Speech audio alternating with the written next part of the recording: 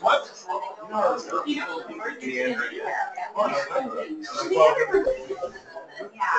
I'm going from this. So that there's a couple people. So students like well, he's very loud. He makes it stand right here. No, it's actually it's actually right there.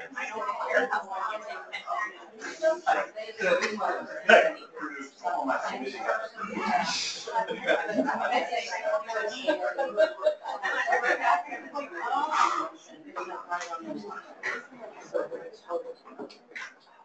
Where is everybody? Right here. I know. All right, so we're going to get going, and this is going to be an odd one today. We were supposed to do this last week on snow day, and we got pushed back. I'm going to give you a little bit of an overview on rigor and reproducibility.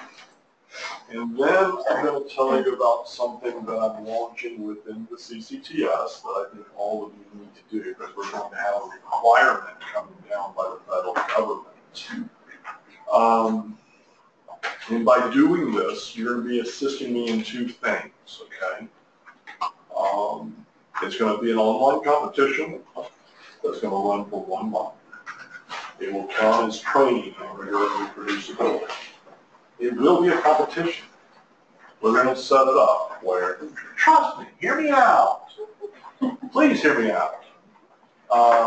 So that I'm not, I'm going to go on and just put the cards on the table. My experience with the training I have to do for like the VA and for all of, you know this being recorded, for all the other institutions that I have to do training for, it's sometimes so superficial, I feel that it is wasting my time.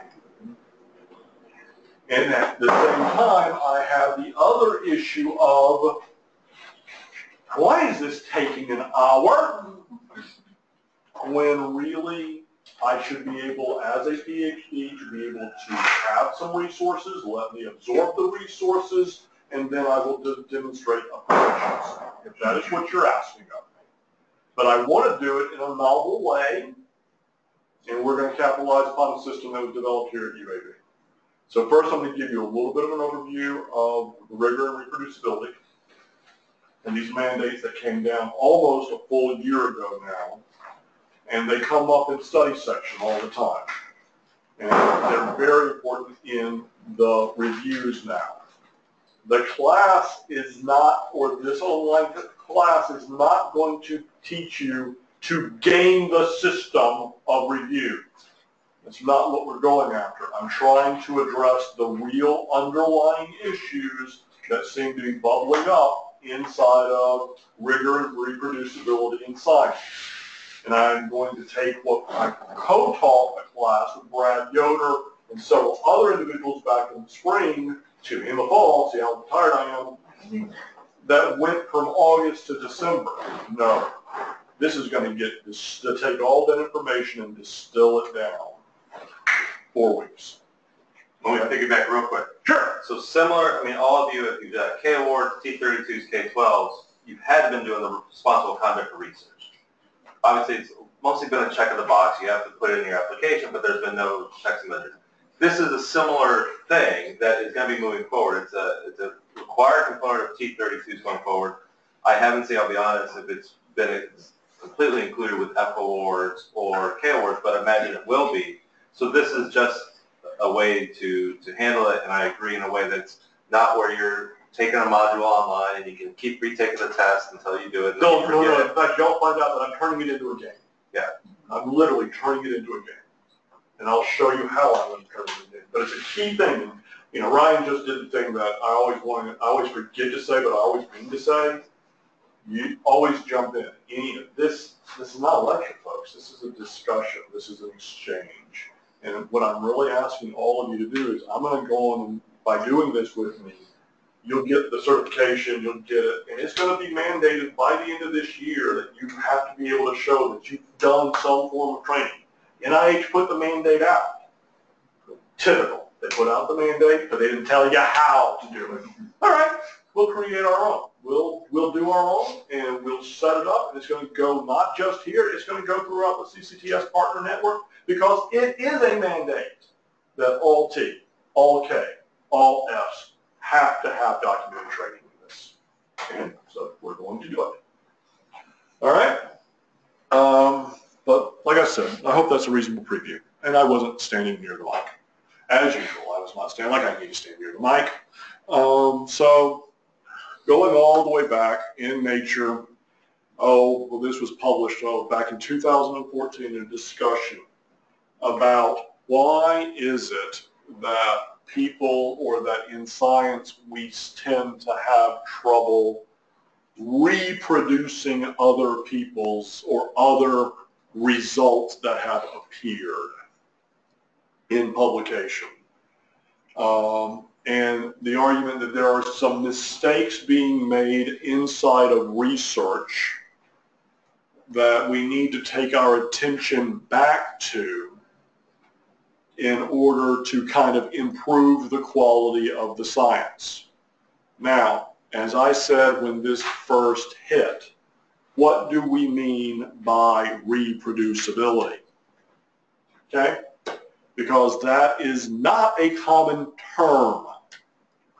And reproducibility, and from a statistician's standpoint, you know, I like the old Indian proverb, you cannot stand in the same river twice.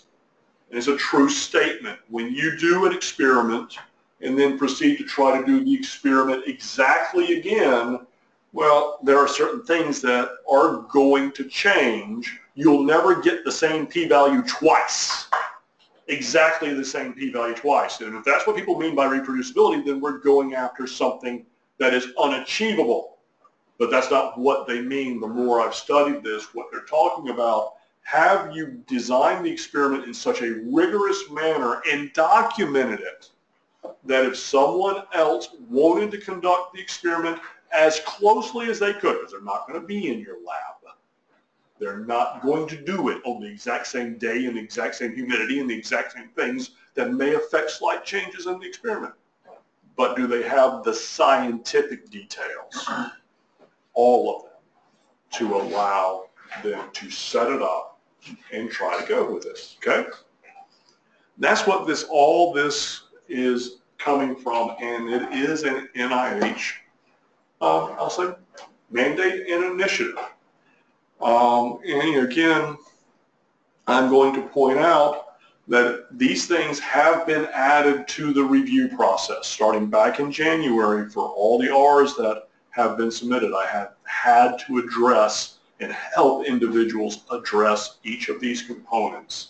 So like I said, I want us to focus on the content of rigor and reproducibility, knowing that if we get the content correct, then we'll be able to address it when we are applying for transitioning from K to R or F to K or whatever we're doing, we'll address it correctly. The primary purpose is to understand what's going wrong. No raising of hands, just blurt it out. So those are the rules. Mugs, that applies to you too. So part of it too is this isn't a scary new thing. In the sense of people that have been doing good science have been doing a lot of this. I mean, so you can kind of speak to that too, that it isn't like, oh, I've got to figure out, here's another whole section that I've got to figure out how to write. No. In fact, the way I look at it, you know, one of the things, and again, when we roll this out, the first module is going, it's a 4-week module. The first module is going to pretty much be the paper, the 4-page paper that built this talk for you to read and to delve deeper into.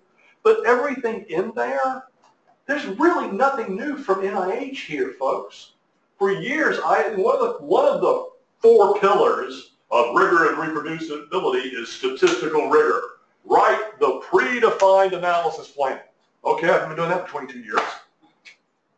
But in some way, yes, I have been doing it for 22 years, but how rigorously have I been following it?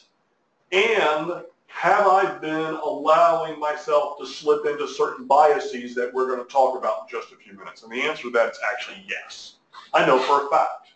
I can give you plenty of examples, and I will give you examples in here. So we'll get to those, but they're, implementing rigor and transparency. These are just the statements that came out from NIH. Just to preview a little bit, there are 4 pillars for rigor and reproducibility now. The scientific premise, okay? And you're going to see there's a clear NIH flavor here.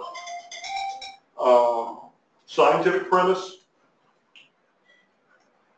biological variables that have to be included should they be included in your analysis, authentication of chemical reagents and possibly cell lines, and then statistical rigor.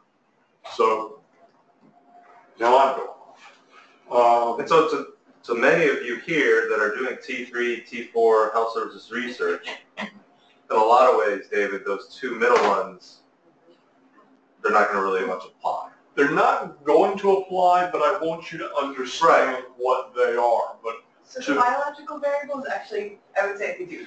They absolutely do. So we're going to have that discussion as well. And again, keep in mind what we're doing here. I'm giving you kind of this overview. We're going to roll this out on January the 23rd.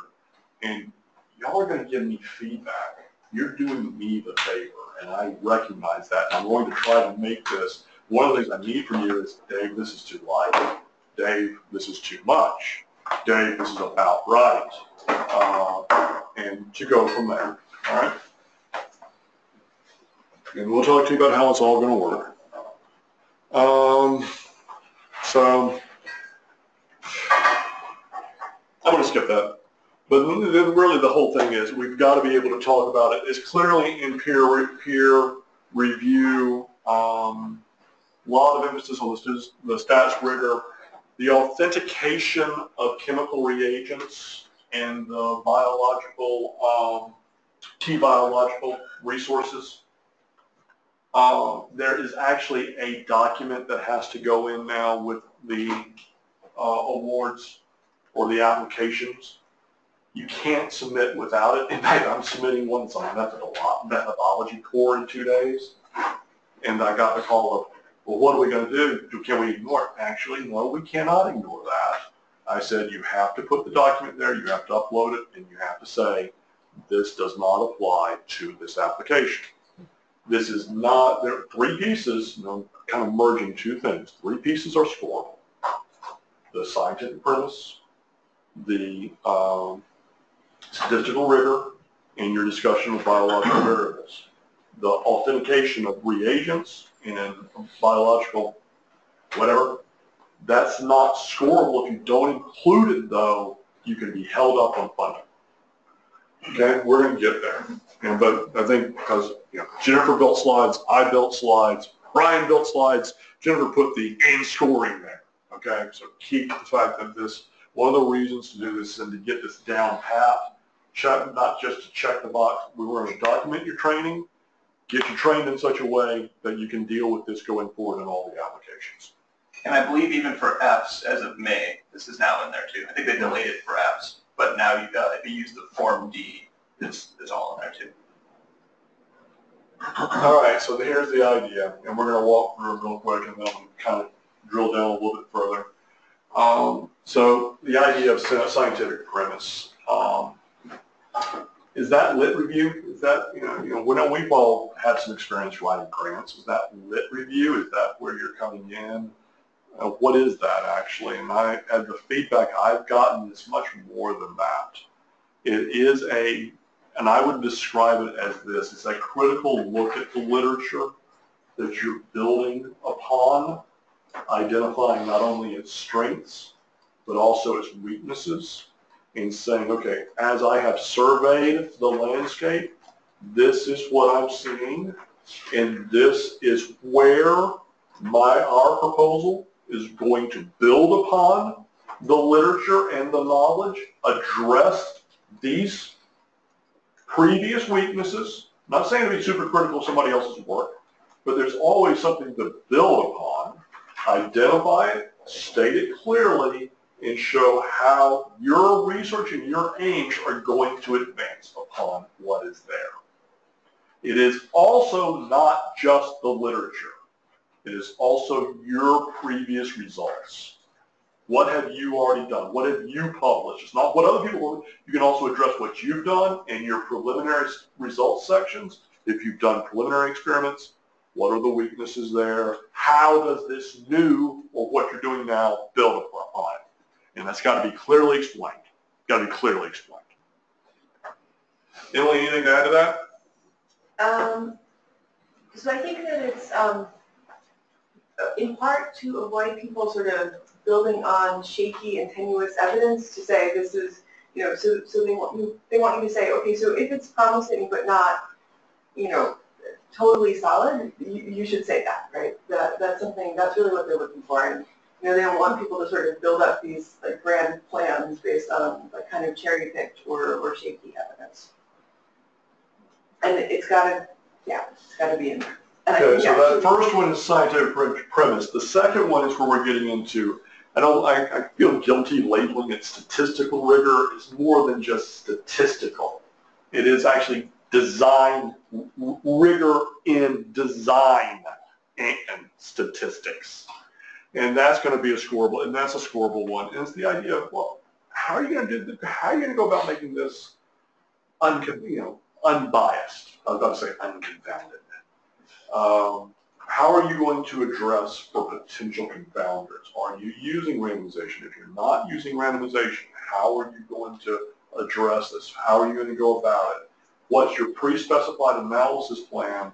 And how are you going to allow or double check to make certain that you're not accidentally biasing yourself in a direction? I'll talk to you about that in a minute. Then we got biological variables. Now, most of the clinical stuff I do, we always have both sexes represented in the trials, where it's pretty much a mandate that we've had to address. But this has come up a lot in animal studies. That animal studies a lot of times focused on one sex. And the question becomes, is that necessarily a generalizable result or not? And I given this talk, oh my gosh, how many times did I give this talk last year, Ryan? Every time I brought up this issue, I would have animal scientists get very upset saying, you're doubling our cost, you're doubling our sample sizes. And I would have to fight back and say, no, and why are you making me power for this? I'm not saying you've got to power your experiment for this. What I'm saying is we've got to recognize that if you treat, well, I'll answer it this way. You got to ask yourself, is sex a relevant factor that might be increasing or should account for variability, and should you not try to address and measure that variability? Is the way I've gone after it over and over. The last one is the authentication of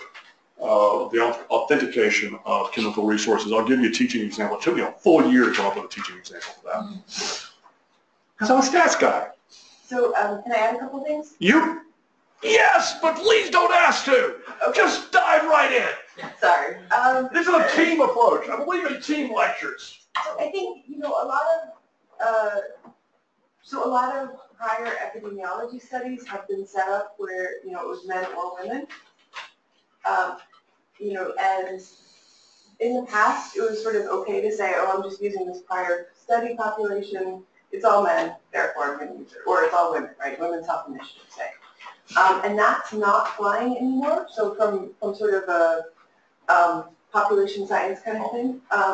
So I think that what I've been seeing is that people will often go in with multiple cohorts. So they'll go in with, Women's Health Initiative plus the Physician's Health Study, something like that, where they're trying to do it. It adds some complexity. It adds complexity to it. It does add complexity, but, there really is this push. The other place in fact, some issues is with VA, people trying to use VA data for NIH funded. Well, that's a problem because every VA study I've ever done is 95% male.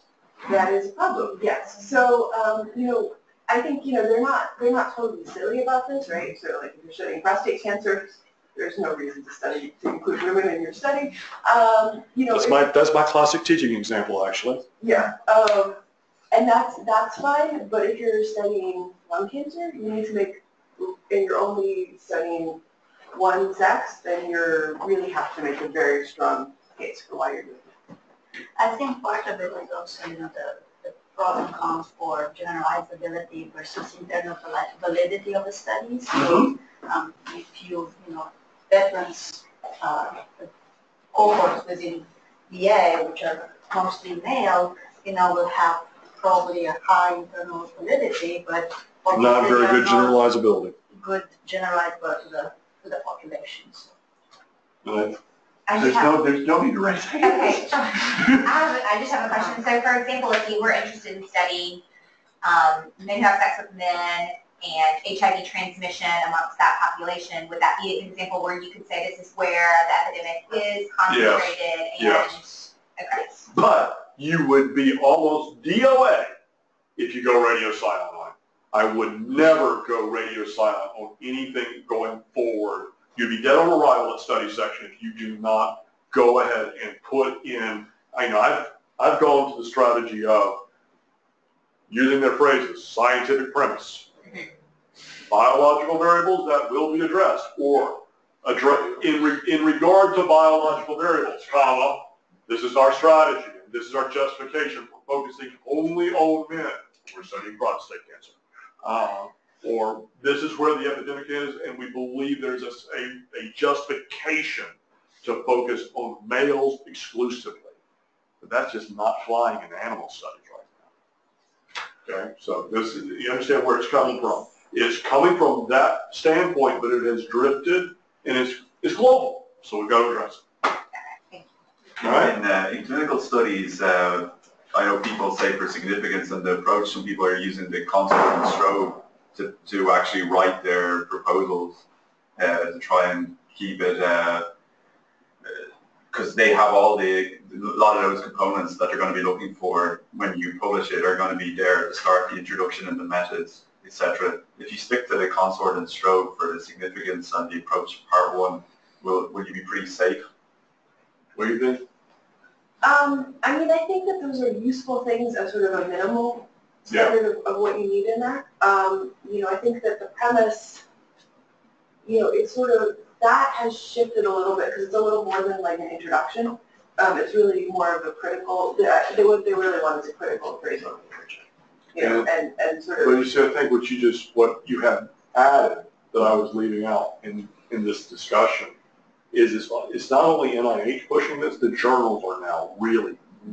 When you submit now, you have to fill out your strobe statement for observation or your consort. And that's what I'm getting to and so in a sense, by doing it correctly, you're preparing for the publication down the road. And with the eye toward the publication down the road is a reasonable support in the design and the application. I agree. So one thing with all of you to mention this is you're going to have to educate your mentors. Not all of them, but again, they're used to different approaches. So they may not be as aware of this, and they go, oh, we've been doing it this way for whatever. So that's part of a lot of these things that we bring up is just different approaches as well. And NIH, they are watching and taking seriously. So the study section that I've been sitting on, the scientific review officer actually says, please use the NIH terms in your review. If you use it in your application, that makes it easier for your reviewers to use it in their review. And you'll see when I get there, and I got to speed up a little bit, but that's clearly the thing, is that use their terms, address it, take it head on, but take it serious. But I don't want this to turn into like grantsmanship. I want us to get to the point of what's the real underlying issue. We could start treating the symptoms without really understanding what's the disease happening to be. And the course is supposed to address, or this short online course is supposed to address the disease, not the symptoms, folks. Okay. So I think we've already talked about scientific premise. I'm going to go on past this. With regard to the chemical reagents, I've got to move past this because otherwise I'm going to give away my one teaching example that I'm so proud of. So I'm going to skip over that. But what I'm going to do is going back to Yoder's class, I'm going to go through, they had a whole month on it. I'm not going to give you a whole month on this, folks. I'm going to distill this down and give you, what I want to try to do in the course is give you clear concepts of examples. This is a reasonable strategy. If you're faced with this, this is something that you should recognize as needing to be addressed with an authentication plan. What we mean by an authentication plan, it may not apply to any of you. What went in the first cycle that was wrong, where people were saying, this is what we'll do on day one and we'll never do it again. No, they want to see a schedule. In other words, how often are you going to be using a chemical to produce a specific reaction, and everything depends upon that, and that chemical can go stale, or it can expire, or it degrades over time. How often are you going to test it, and how often are you going to replenish it and get a new stock of it? That's what they're trying to get to. All right? If you're buying stuff online, can you have the certification of the purity of that chemical? Do you have that documented somewhere? You can't, because in the paper, the journals are going to now want to know how or where did it come from. Right? These are the types of things that we're talking about. Again, not scoreable. You're not going to get scored on that. That's not going to stop but you need to have that plan for the sake of making sure your experiment's correct. And so for the first one I put in under these new guidelines, I put in this whole thing about troponin because it was being measured in clinical labs, and they were that was not what was supposed to be there, and it didn't count against me. But I think when I was talking about cover the basis, going in between, and what that actually is, I think, is actually scientific rigor. So for a lot of things that are sort of standard measures, or if you're measuring like some sort of psychological construct, that goes in your rigor part, not in this sort of authentication part. Yeah, I would argue, and again, like I said, during the course I'll come up. Then we've got the issue of, and the other thing that will happen is, there's a lot of emphasis, especially on, and again, like I said, biological variables. My experience so far is it has greatly affected the animal studies, but everything focuses on sex, sex, sex, sex. And no, there's more biological variables than that. Most of them are the ones that we typically control for in clinical research, such things as age. There's a lot of studies that if you're restricting to a specific age range, it needs to be completely justified and explained. Okay, give a good premise for it, give it a good justification. Otherwise, you need to be able to say, we're going to have a wider range to see what's going on with the variability due to age, and to increase, I think the point that was made earlier, there is a dynamic here. Internal validity versus generalizability. And if everything's very internal, very valid internally, but can't be generalized, then that might explain what's going on with some of these issues of being able to reproduce some stuff. Because you're isolating on such a special population, you're not being able to generalize it out. All right? It's going to make research more interesting, that's for sure. And then my favorite, the one I'm most comfortable with, that's the statistical rigor. And that's where, and again, almost all of these things we have included for years in all the applications. The sample size estimation, randomization. I want to emphasize something, I'm a firm believer in randomization. Absolutely believe in randomization. I also absolutely believe in very good observational studies because there are certain things I cannot randomize. But do not ever lie to yourself and say, I randomized, there can't be any bias. Randomization occurs in point in time. Systematic bias can occur post-randomization. Pay attention to it, okay? Classic example of you're randomizing people to two drugs. One drug has a side effect you did not anticipate, and therefore they stopped taking it. Now you've got a confounding with regard to compliance. Randomization, blinding, we're going to talk about that. All these different things that we typically do. The catch here is take the time, not just to think about it, take the time to document your thinking about it. You can get it down and write it out as much as you can, follow it as much as you can.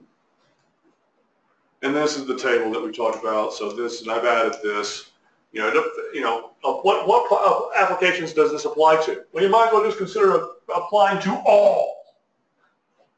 Make it simple. Don't you want to do the best research you can? Then we consider applying to all of them. Scientific premise, scientific rigor, all for those. Then with regard to the biological variables, you've got, of course, I should back up. The ones that don't have the authentication, don't worry about it, but they're all, where you'll find it in the application, this is for the reviewers. You're supposed to put your discussion of scientific premise and scientific rigor in your research strategy. The biological variable is also, significance for scientific rigor and approach. For biological variables in approach, the reagent, I told you, it's a brand new document. You upload it. When they review you, you'll find it, let me date myself, in the pink sheets in significance, approach, and then the additional review considerations. Okay? That's where they're supposed to be. So, David, yeah. Do we have enough of a sample size to know how this has been implemented? I mean, by not having it be in a specific section, right? It sounds like a lot of this, what we're talking about in the past, has been included in some form or another in the human subject section and named in a different way. Inclusion of different age, that's a very ethnicity, good point. So now that reviewers are instructed, but we've all been trained to look at these 5 areas, and now this is one more factor layered in, I'm just wondering, just in terms of the burden on reviewers, how this is going to be, without having a separate section in the primary scoring, not the kind of additional human subjects, how this is actually going to play out, that study section. What we have done is we've brought in twice, we've done it twice, where we've brought in individuals who have been through study section, sitting on study section to specifically say, don't talk to us about proposals. Don't talk to us about proposals. But talk to us about what went on. Yeah. When this came up, how was it discussed? How was it addressed? What worked well? What did not work well? What was the burden? Where's the emphasis? And that's really where the point I brought up of, hey, it's a schedule of authentication. It's not just, here's what I'm going to do on day 1 to check the box on this. There were some plans that went in like that did not review well. And then based upon, so generally, Emily, you want to add? I mean, you've gone through it since they've... Right, so the study section that I sit on is an epidemiology study section. The SRO has said, so that's a scientific review officer who's the NIH employee who manages the process. And she basically said, and I think the basic science people don't like this, but she basically said that, population research has always done this. They've done this for years, with the exception of sort of the issues around, using single-sex populations for immunity. That's the only thing that's really changed from the population side. I think that a lot of this was always in there and was always something that the reviewers were looking for. So, I think largely it's a... Maybe that's why I'm struggling with it. I just feel like this seems like, and in the past I've seen where there's mandates from NIH that are discussed at the beginning in the initial call you have before the review, and then on the review itself, whether it's a standing or other section, and then it doesn't translate to what the actual members of the review committee do. So I can't speak for... You can only speak for your personal experience. I can only speak for my personal experience in this one study section. We get prompted if we don't address these topics. Okay. And I have not been in study section the past year because I've kept saying, sorry, too busy. Right. But everything I'm getting feedback from is they're asking specifically about it's good to hear because it's hard to interpret. I mean, so I've reviewed a number of R34s and R01s for NIMH. And we constantly are told R34s are not mini R01s. And you have the multiple R01 funded investigator reviewing like R34, and despite the SRO and others on the committee saying it's not a mini R01, and then so maybe it's just a matter of people and committees and how it's interpreted, and we'll see where this goes. I think from what I'm hearing, and this is coming in from, talking to a lot of people throughout the partner network who have been on study section, I've had that exact same experience over and over.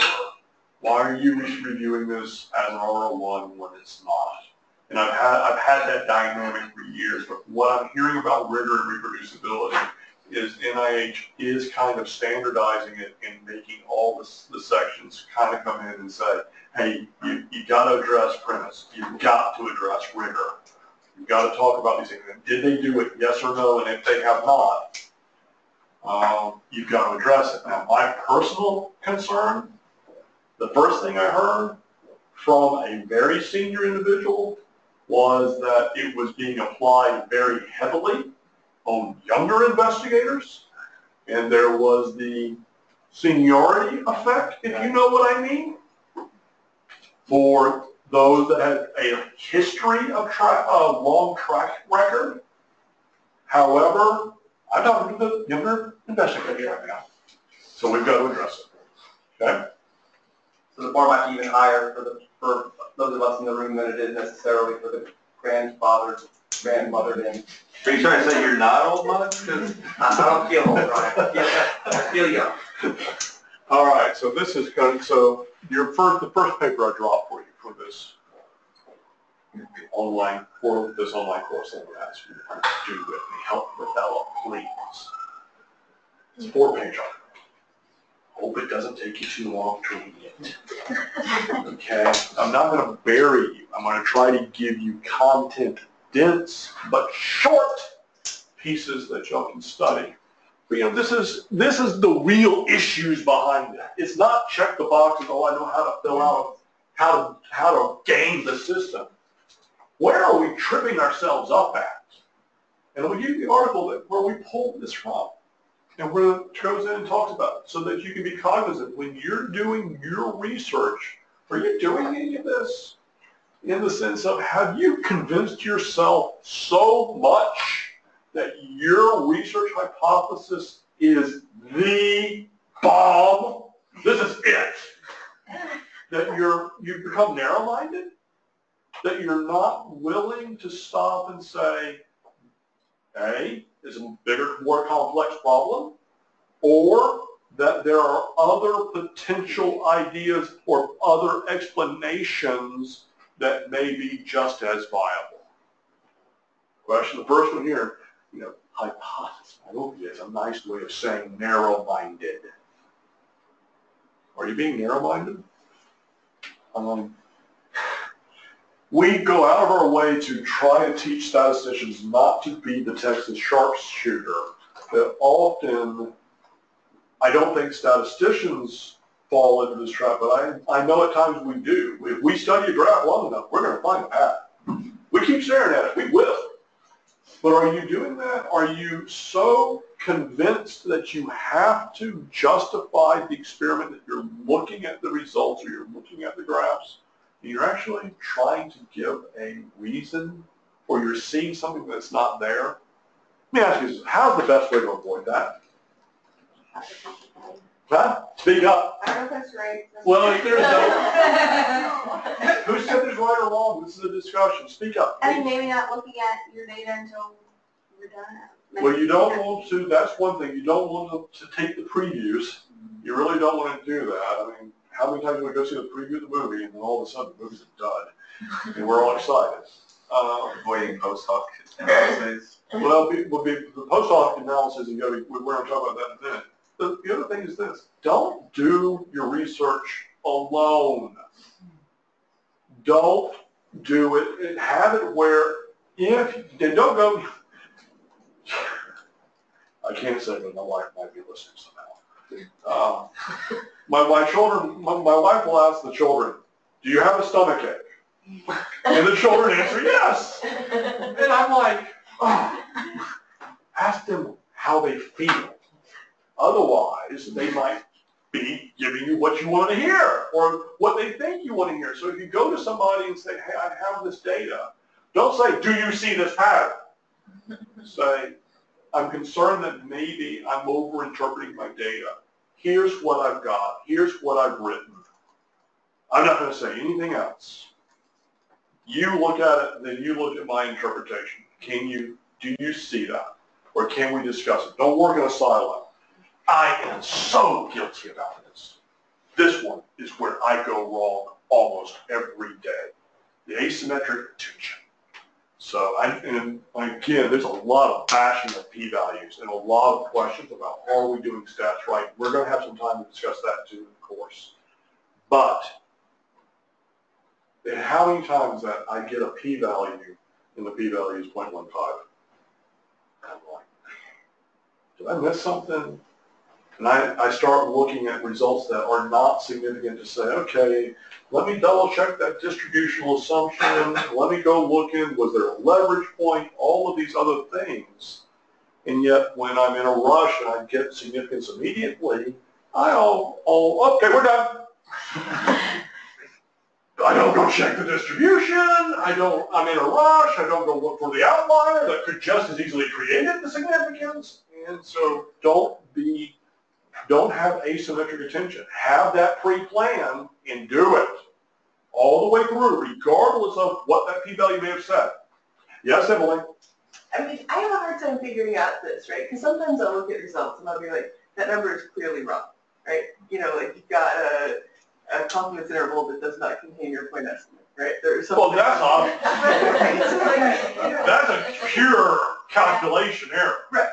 I mean, but you know, you're going through this. So I mean, I think I agree. You know, I think it's important, and I think I also fall into the same trap. But on the other hand, right, like I'm not going to necessarily check every one, but I'm going to check the one that's clearly wrong first. Well, what I think, and I agree with that. The key word was first. Key word was first. But the catch is to go through all of them to be able to say, because the paper I give you is in Nature, and it's actually a statistician, the first quarter of the article is an interview with one of the premier statisticians in the nation saying, I messed up. I had to retract the paper. Because he went through and did all the analysis, it met his immediately, he didn't go back and double check, and there was a blatant calculation error that was found by a graduate student. And when it was revealed, he had to pull the paper, and he said, it taught me one thing for certain. I have a bias. But David, this raises a question, just thinking about, and as busy as everything is, and as under-resourced sometimes you are to do things, you know, the ideal way, at least that I was taught to do analyses beyond having an a priori plan, was before running any bivariate analysis, look Build at graphs. descriptive data. Right. Build the graphs. Descriptive statistics before even considering running any bivariate, nonetheless any more complex models. So I guess even thinking about those type of principles helping to avoid that, but in the context of this crazy, busy, demanding world we live in, it's probably a bigger question than for this room, but how do we achieve that? Okay, what I have been proposing is very much, especially for, I will say junior investigators as they're going in, is to be able to use the resources of like the CCTS and the other methodologic cores on the campus to be able to say, okay, I've done, your statistician, you've done all these analyses, your statistician has done all this, your epidemiologist, your methodologist has done all this. Okay, you've got your results. Put them over there in a file and hold it. Bring us a blinded data set. Give us the hypothesis. Give us a day. Bring it. And we'll block the time. We'll run it. We'll do it the way we would have done it. Let's compare the results. Probably aren't going to be right on top of each other. They'll be daggone close, and we can debate the fine points and then decide what's the best strategy. And when we go to publish it, we will indicate both those things were done, and a team of researchers decided what is the most appropriate, and here's the documented plan. And here's how we did it. That's really the way we should be doing it. And yeah, it's going to be more work. Okay, and the other one, this is the one that always gets me. This is the one I'm always fighting against. I don't mean that bad. And no one in the room here has ever asked me to do it. But I have cases on this campus where I've shown the results, And they go, oh, I've got the interpretation of that. And I go, great, that was not your hypothesis. You cannot now give me a new hypothesis that matches your data. We have to say, we planned this experiment, this is the result. The results do not confirm our hypothesis. Potential explanations in future research will focus on this. And that's where you get to start talking about other potential. But you can't retrofit your hypothesis to the data. All right? And what are some NIH mechanisms for kind of keeping track of this? Like maybe even... They're not giving you mechanisms. They're putting all the burden on you, John. But what are your mechanisms? But so I mean, is this like set in a progress report as you're going through the process? Yeah. Okay. And I think, there's a lot of places where you can register protocols. Oh. Which, I mean, I have mixed feelings about that and posting your data and all these, I have some issues with some of that, but I think those are other ways. I have major issues. Yeah. I think that it's not unproblematic. These are the idea of how can you avoid it. Each of these line up. Take the time. Be the devil's advocate. Consider. Is there a completely different explanation of what I'm observing? Could it be there? We always do the pre-commitment. Did you come up with the engagement ring? Thank you, Brian. I'm going to declare the analysis plan. Again, folks, science is an art. Nobody likes me to say it, but it's true. I really can't tell you exactly how I'm going to handle the data until I have the data. And then I've got to use my scientific judgment of what is most appropriate. But I have to be able to document what I'm doing and say, this is why I'm doing it. And I can't leave those details out. One of those things, it's a classic case. I'll show you some videos, possibly, that really infuriated me, probably at the pizza party. But documenting, did you remove outliers?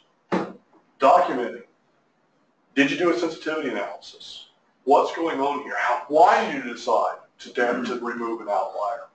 The team of rivals, I think I don't like the term of rivals. I actually like the idea of bringing in other individuals to take a look. Open the books and say, look. And I also like the idea of the blinded data analysis. I'm very much in favor of the blinded data analysis. If the data is already ready for analysis, that's where the heavy lifting for the methodologists are. Getting those data ready to get us to where we can conduct the analysis. If this analysis ready, strip off treatment control, label it A and B, hand it to me and say, give me an hour data. Yes? David, I'm just going back to Emily's point and thinking about the recommitment team of rival.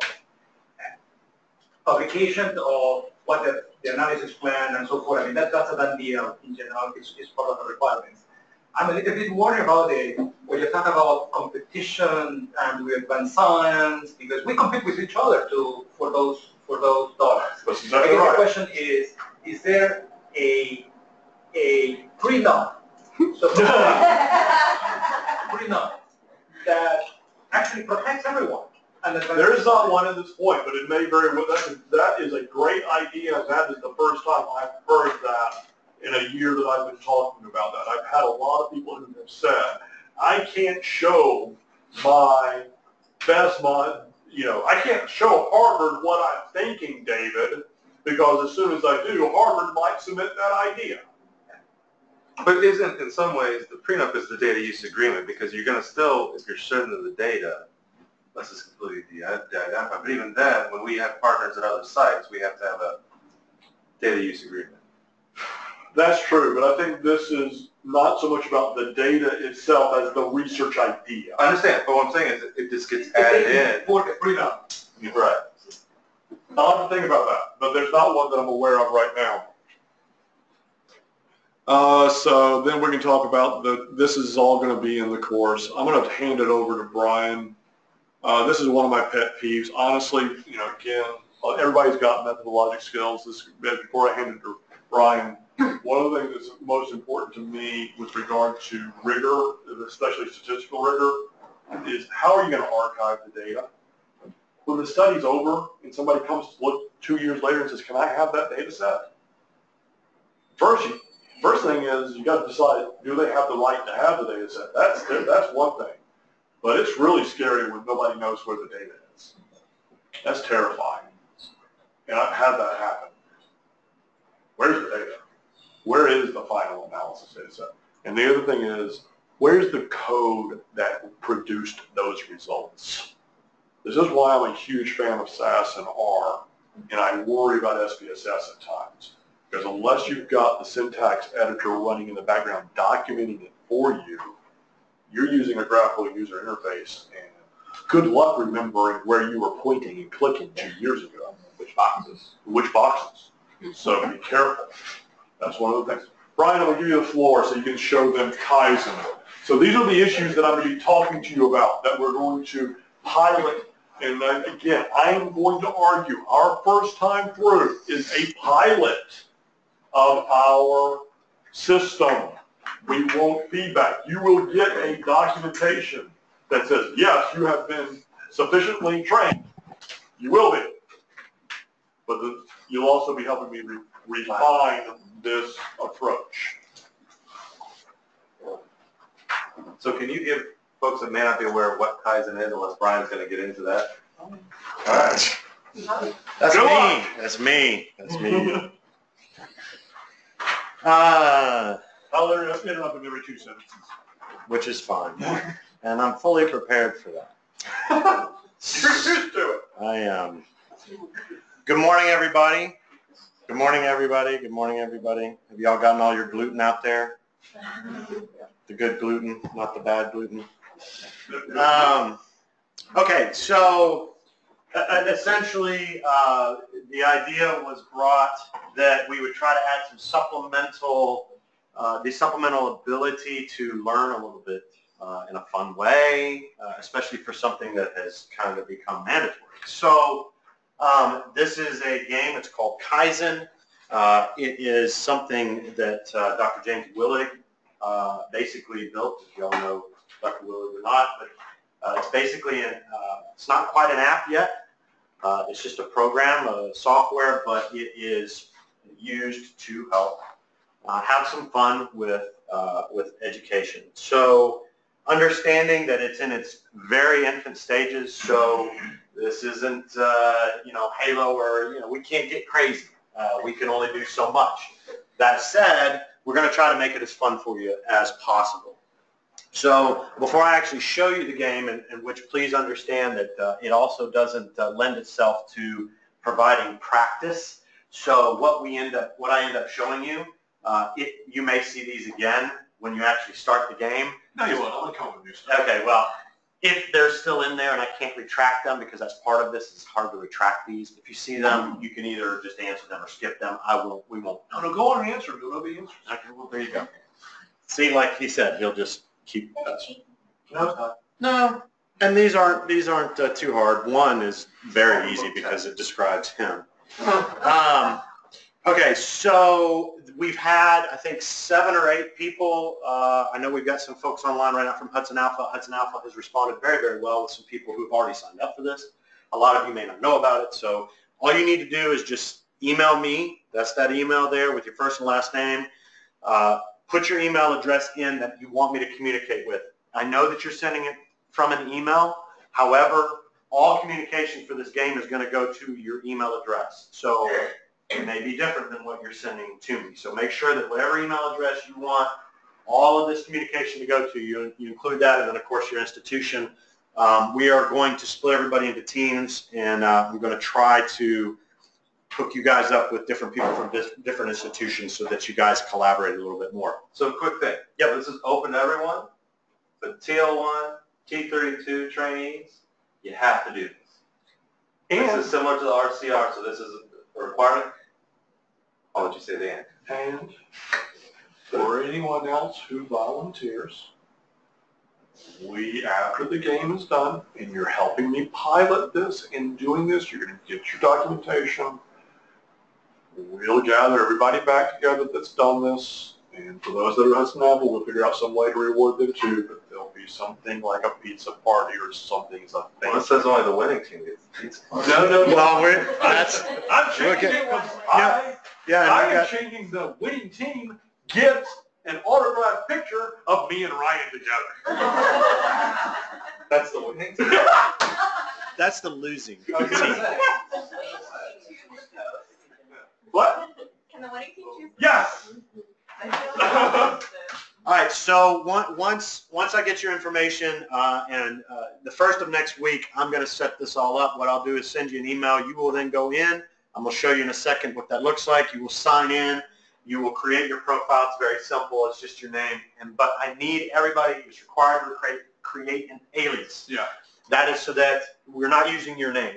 So it makes it easier. Participation is easier. This is from people who have run this program for a while and have said that you get better participation when somebody's not afraid to answer, those sorts of things. So we're going to create an alias. We're also going to be creating teams, and those aliases, depending on what they are, may get grouped together based off the aliases, especially if you've got a couple that are clearly close to each other. Anyway, so it'll be self-explanatory. I'm also going to put together, I've almost got it done, a quick little video of showing exactly how to navigate to this and do it, and then how to use the game. I'll be sending that along at that same time. Right now, the plan is we're going to be sending out 20 questions, 5 per week for 4 weeks, so it'll be 1 a day. I will initially send out a couple early, maybe the day before or the day of. You may just have 2. Those are going to be very, very simple questions, and the idea of that is to just kind of get you a couple of badges, get you some points, and get you moving so you kind of get an idea of it. There will be, even though it says maybe, there will be some bonus questions, especially there's a day of the week, starts with an F. Be looking on that day. That's when a lot of them will come, okay? All communication about the game, even though you will go in and you will see the ability to talk to each other through the game, you can. They just haven't expanded it to there. There's firewall issues, there's UAV issues, there's other issues. So they have the structure, but it's not implemented. So you can't talk to each other through the game. You will have to talk to each other either through, texting, email, phone, whatever, or in person, or in some other way. You will not actually be able to connect and talk to each other through this game. It's just not there yet. They are hoping to build an app. They're in the process. If they do, the next group, if you guys are part of any future groups, that will become, the ability will be there. If you do run into firewall issues, there are some, not only here at UAB, but I know our partners have some of those. You need to let me know, and we're going to have to figure out how to implement you or integrate you in. Because if you are in a part of campus that you are always going to be answering this and you have firewall issues, you're not going to be able to play. It's that simple. It will block you and you won't be able to get in. And so we will figure out a way. I have a coordinated effort with Dr. Willig to create one computer in one location that we know it does not have firewall issues. And if you do, we may just direct you to that computer, basically. Okay? And then that way you can still be a part of it. But you yourself may not be able to. So just let me know. I am the game manager. That's what that is. This is why we're calling you a pilot. Yes. And look, yes. Question, we can do this off campus? Oh, yes. Oh, yeah. Yeah, you will be able to sign in from anywhere. The point is that there's, in the past, the nursing school uses this quite a bit. And apparently, as I understand it, there's several rooms or places in that facility where there's firewall issues. And they've had people who couldn't participate. So it's just if you run into that, let me know, and we'll try to figure out how to make sure that you're still available. Like I said, I'll be sending out a quick video and instructions with your link. All of that will come at one time. I'm looking probably Tuesday or Wednesday. The following Monday is when we start. So it should give you plenty of time to kind of look everything over. To fill out your profile and do everything, you're talking 5 minutes. And then you won't really be able to navigate. You'll be able to see my video, but you won't be able to navigate until we actually start the questions. We got to launch the game. So we got to launch it. And according to the software, it's got to wait until it's time. So now, I'll buy you lunch because I'm about to really mess you up. Cool. Okay. Next week, I'll buy you lunch. Okay. Really? Y'all heard this. I'm about to really mess you up. See, so one of the things, and this is again, I won't input. I want you to help me make this the best that it can be. One of the things that I'm also using this for the honors biostats class, undergraduate. But I designed, and one of the things I haven't had a chance to talk to Brian, one of the things I decided there is I'm going to batch the questions in the sense of they'll drop on a Wednesday. And depending on their schedules, they can choose to answer a question at a time, or they can batch them all, or knock them all out at one time. But they'll all drop at one time, not just to roll them out one day at a time. So that may be one tweak we want to talk about, because I think that may be easier. I'm getting to that. Oh, well, sorry. The other thing that I am going to do to all of you to make the game this much more fun, and remember what I said when I began, that I really get frustrated with my trainings that I have to do with, all right, am I being recorded? Yes. Oh! Uh-huh. So, I know of individuals not wearing a yellow tie who, when they have to do some training, will have one monitor open and the other monitor open simultaneously and logged into the exact same program, and when it comes question time, they're just flipping back through. They don't read the stuff. They just go straight to the questions, and they know that they're going to scan over here, and then they're going to knock this out as fast as they can. I don't know. Works well. I don't know these individuals. I've heard of this. You're not going to do that to me. There'll be a clock on this. Which I'm going to show you. When you hit the question, I've allotted a certain amount of time. If you beat the clock, you double your points. You don't beat the clock, you get the standard points. Then, if you miss the question, you get none of the points, but you get the answer explained. So that was the next level I wanted to get to, is what's called badges. And these badges are going to be for a number of things. I had mentioned 20 and 5 a week, 1 a day. However, we are going to offer the opportunity to have a bunch of them at once. One of the badges will be shut up, Brian. One of the badges will be that if your team answered all of them correctly. I would be very careful though. Here's why. Part of this is that, let's say all of you are geniuses and you're all geniuses. They are. Right? Okay. So let's say all of you go in and everybody answers them right and everybody answers them correctly. All of a sudden you're even, right? Well, who's going to win? That's what these badges are going to be for, okay? So depending on, you can go in and answer all of them, but then you're not going to be able to be part of these other badges, which is first one to answer on a given day, or you just leapfrogged another team halfway through the week because you answered 2 questions right, or you were able to answer them in the 20 seconds, and so I give you another badge, which gives you points. The ability to pass everybody and truly win this game, albeit you can go from start to finish, because part of this is the training, and it is. And it is, you can go in one day, answer all of them, you're going to get all your correct points and everything. But if you want the pizza party and the autographed picture of Dr. Redden, then that's not probably the way you want to do it with your team. Now, we offer both because some teams probably say, I don't care, I just want the certification, I just want to learn. Fine, sit down and do all the questions, and if you answer them, fine. For the others who may want some other things, and it's not just a pizza party, there may be a couple of other little flashy things that may be provided that are not as good as the autographed picture, but may be there based on those badges. So does that make sense? Okay. We're trying to incentivize. And have fun, and that's part of it is the badges. You know, it's going to probably be 5 or 6 of them, and they're basically going to be first one who answers correctly, first one who answers in the time period.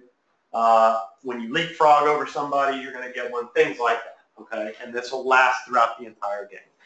So, Mind if I interrupt? Sure. Do you want to know what the reward for the biostats honors is? No. I didn't say curse. There are 50 people in the room taking this. They're not going into teams. But if the top 5 get out of the final. Oh, wow. Would you compete? Would you do it? There's an incentive. There's an incentive. That's an incentive. Okay, so let me get to it. I saved the badges for the end because I wanted you to remember that as we went into it. Please know, and I put it at the bottom, that we are all learning, including myself. So if something gets screwed up or mistakes, please be patient with me. I am learning this as well from the back end, so just be patient with me. Okay, so essentially, this is kind of what it's going to look like. There's 5 there, but I actually put 3 in, so it clearly pulled in the other 2 that I did. Don't worry about that. We're just going to go through this really quick. Trust me, when we start, it'll be the way it needs to be. And we're going to split it up how we want to. But essentially, if you come in as a player, you can see you've got all your stuff here. You can navigate. You can look at your badges. You can look at the overall leaderboard. Messages, that's what I was talking about. Just forget that. You can go in and look at it if you really want to, but you can't use it. That's your profile, your team. These other 2 you probably won't need to mess with. About tells you a little bit about Kaizen. Contact is going to have my information as well as the person who actually designed this, Don Dempsey. And you'll have his email in here as well. So if those firewall issues I talked about or something else, you can get a hold of one of us, and then home will bring you back to here. So essentially, as you go in, this is, That's not my question. no, I'm getting there. So essentially, what's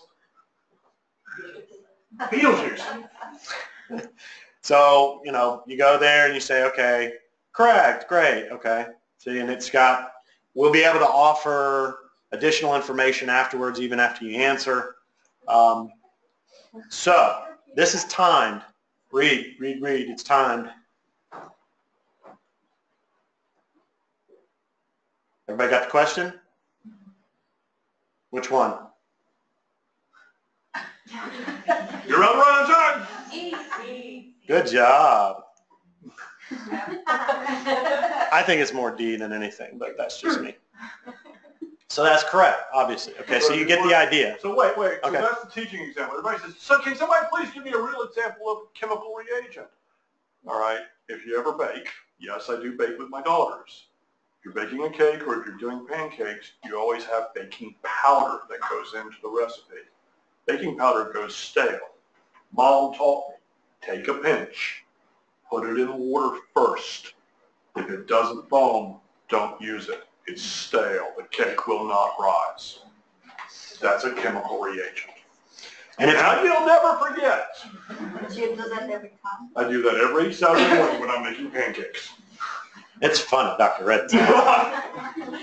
So if you noticed the screen size when we did that example, the clock, as you go down, the clock disappears, didn't it? So it's going to be hard to keep up with it. So that's part of the reason for teams. So if I were you, I would coordinate. Somebody keeps an eye on the clock.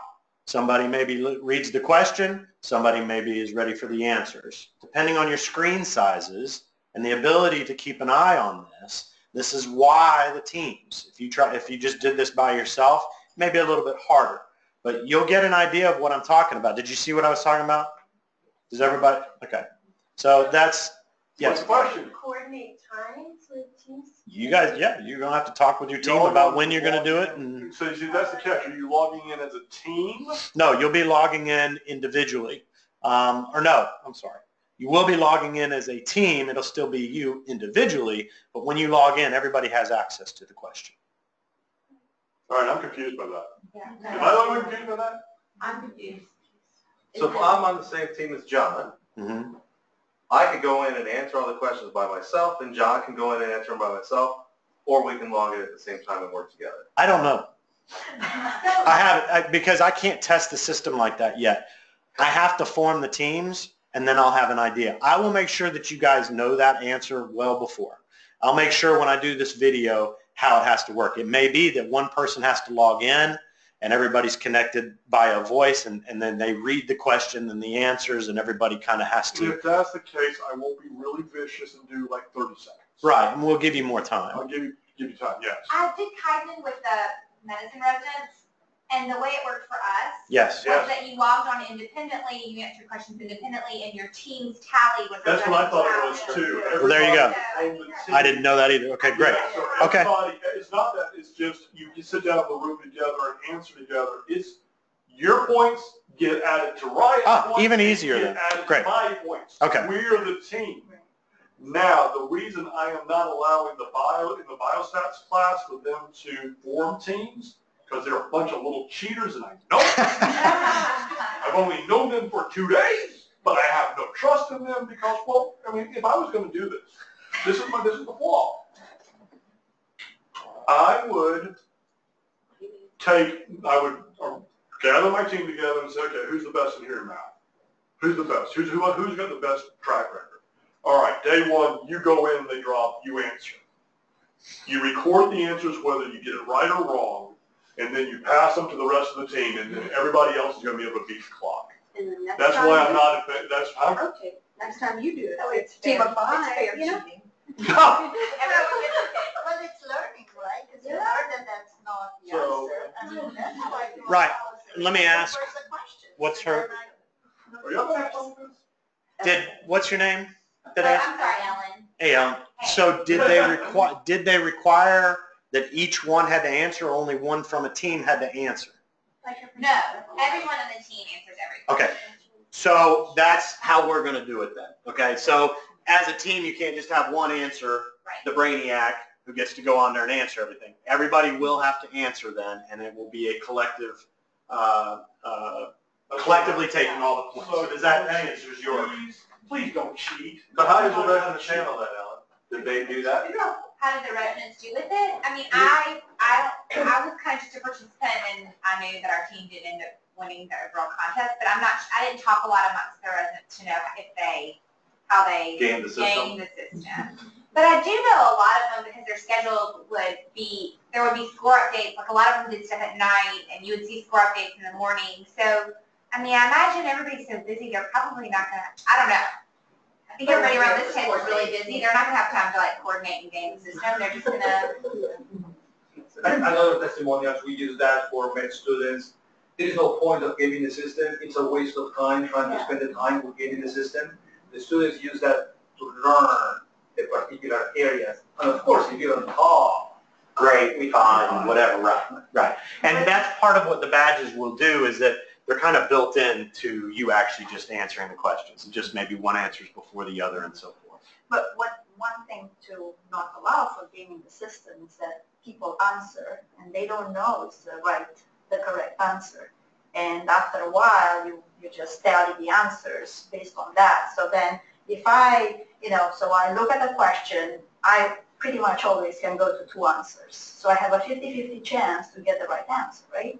But so I say I put C, I know I got a 0. I tell Ryan, if you put a D, I'm sure it's correct. And then he goes and puts a D. And so if you don't give the immediate feedback as what the answer is correct, there's no way, if you wait for that feedback for a day. And that just rung a bell for me, because they said, don't connect the teams. That's why. You don't know, you're on a team, but you don't know who's on that team. Yeah. Then you can't communicate with each other. So I'm going to back that up in that, and you're not going to be connected with your team members. You're going to know what team you're on, but you will not be connected with your team members, and that way you can't do exactly what you're talking about. So But the thing to keep in mind is, we're trying to educate. I mean, if winning a pizza party is that big sort of thing. Yeah. So I take your point, but I think the main thing is we want you guys to come out of this knowledge and have it be something that's more exciting than one of us standing up here for 30 minutes and saying this is what you need to do, and then you're on email or whatever. So that's the main goal here, is educate, but try to have some fun and some bragging rights. But I So- feel like we do get immediate feedback, right? Because you might Yes. have students being very helpful if we don't get that immediate Exactly. feedback. Right, That's the key. Yeah, and you will. Like, But you will. But it will you tell don't you know if that you got it answer. right or wrong immediately. That's- Yeah, you'll know, and you'll know where you are, you'll know your hierarchy, and you'll know how your team's doing. You won't know who's on that team, but and that's the other part of the, okay, so if you sat here and you did this and you said, all right, and you got two screens up, which I'm a huge fan of, if you've got the two screens up and now time's up, that doesn't mean you can't answer. It just means you're not going to get the bonus, all right? So you're still going to get your points, but you're not going to get the bonus for doing it in that time. Dr. Redden said he would not do it in 30 seconds, so he'll give you a little bit of time. However, knowing what we know now, I'm learning too. I would do 30, if the screens would allow it, I would do 30 seconds. well, and they will. I can take away, depending on the ones that we want to do, I can take away the image. The image takes up that space, and I can take that out. It won't let me get as flashy as I like. I'm a video guy, I'm a graphics guy, and I wanted to put all kinds of fun stuff in here if you answered wrong and so forth. They're not quite there yet either, so these will be pretty straightforward and may not be a lot of images. It may just be the question and answers. I was just showing you what that looks like. But you can come in through here. Do y'all know the answer? Did you read the question first? Has everybody got the question? You let me know, and then I'll go down to the answers.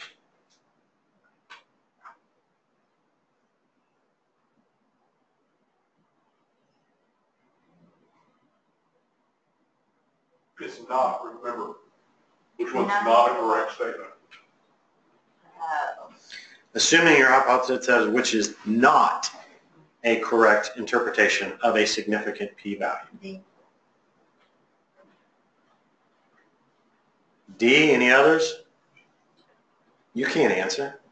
Well, I was gonna put Emily into this. See? Emily C, says D, who else? Emily What says else? C. Is it C? Who says C? Emily says C. Who says C? Hi. It is C. Remember, the whole thing is this. This is one of the things that's a big issue. People look at a p-value and say, oh my gosh, it's less than 0.00001. That means it's very relevant and I can replicate it. What? Has nothing to do with anything. That's not the interpretation of a p-value.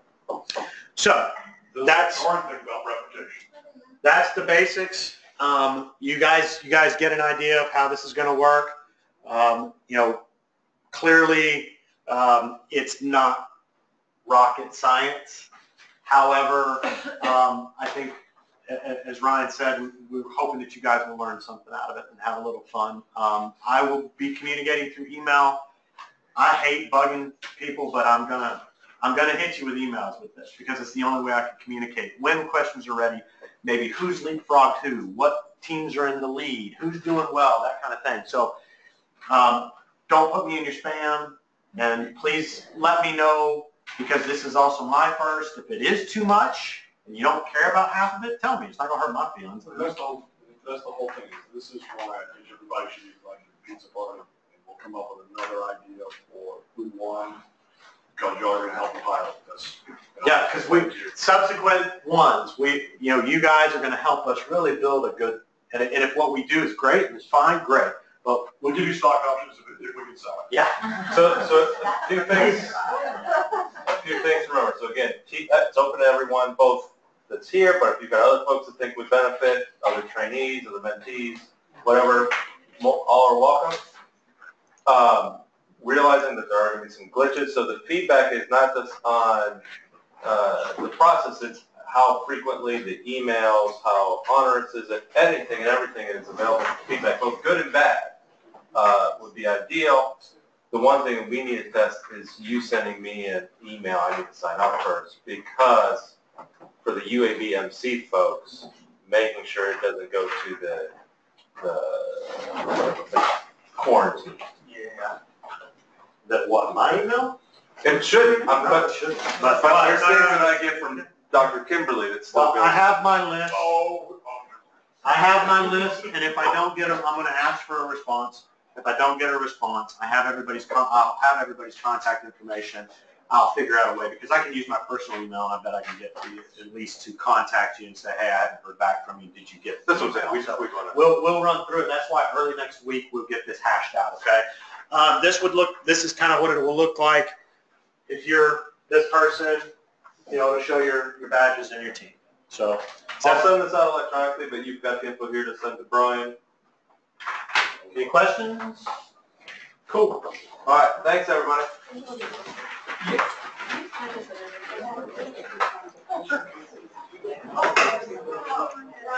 Yes.